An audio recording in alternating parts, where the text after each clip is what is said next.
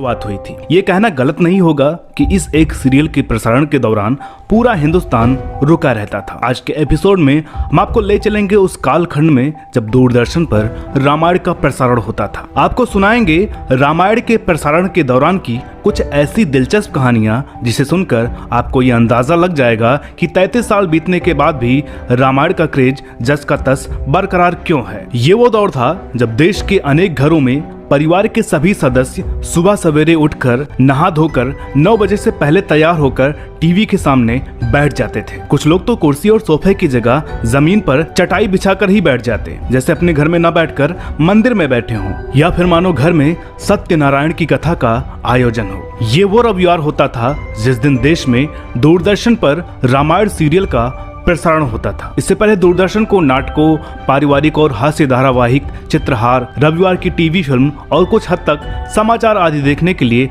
लोकप्रियता मिल चुकी थी। लेकिन 1987 में पहली बार रामायण कथा दर्शकों के घर में सीधे पहुंच रही थी। जिस रामायण को देखने के लिए लोग साल भर रामलीला का इंतजार करते थे, वह दूरदर्शन की बदौलत टीवी पर घर बैठे देखने को मिल रही थी। इसलिए देश के अनेक दर्शकों ने रामायण को एक आम धारावाहिक की तरह नहीं बल्कि एक धार्मिक उत्सव के रूप में देखा। और यह उत्सव सिर्फ एक रविवार नहीं, लगातार 78 सप्ताह यानी करीब 1.5 सालों तक चला। दिलचस्प बात यह है कि जब दूरदर्शन पर सुबह रामायण का प्रसारण होता था तो घरों के बाहर शहर की गलियों में कर्फ्यू जैसा माहौल हो जाता था। और तो और रामायण देखने के लिए पाकिस्तान के दर्शक भी लालायित रहते थे। उन दिनों रविवार की सुबह 9 बजे पाकिस्तान के लाहौर शहर में भी बहुत से घरों में रामायण सीरियल देखने के लिए दूर दूर से लोग आते थे। भारत के अमृतसर शहर से करीब होने के कारण लाहौर में दूरदर्शन के सिग्नल पहुंचते थे, जिससे वहां रामायण देखने के लिए लोगों का जमावड़ा लग जाता था। एक किस्सा चंडीगढ़ का है। चंडीगढ़ में एक दुल्हन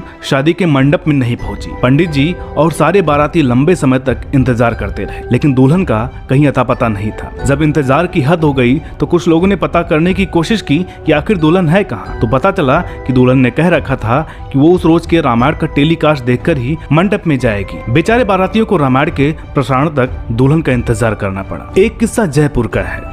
जयपुर के बिड़ला मंदिर में 40,000 लोग जमा हो गए। जब कारण पता किया गया तो पता चला कि लोग इसलिए जमा हुए हैं कि रामायण सीरियल में राम का किरदार निभा रहे अरुण गोविल और सीता का किरदार निभा रही दीपिका आने वाली थी। उस 40,000 की तादाद में कुछ हाई प्रोफाइल नेता भी शुमार थे। एक किस्सा ये भी मशहूर है कि उत्तर प्रदेश के तत्कालीन मुख्यमंत्री वीर बहादुर सिंह रामायण के टेलीकास्ट के दौरान कोई फोन कॉल रिसीव नहीं करते थे। 2 बड़े नेता राष्ट्रपति भवन में शपथ ग्रहण समारोह में देरी से पहुंचे। जब कारण पता किया गया तो पता चला कि वो लोग रामायण देख रहे थे। बात जम्मू कश्मीर की है। वहां पर एक पावर स्टेशन को इसलिए फूंक दिया गया क्योंकि रामायण के प्रसारण के वक्त बिजली चली गई थी। मुंबई में एक बच्चे की गंभीर चोट लगने से उसकी याददाश्त चली गई थी। कहा जाता है कि रामायण देखकर उसकी याददाश्त वापस आ गई थी। एक किस्सा ऐसा है जिसे सुनकर आप लोग शायद विश्वास न करें। हुआ यूं कि एक घर में किसी के निधन के बाद भी लोगों ने अंतिम संस्कार से पहले रामायण का टेलीकास्ट देखा। तो दोस्तों, ये रहे वो कुछ प्रमुख किस्से जिसे हमने आज के एपिसोड में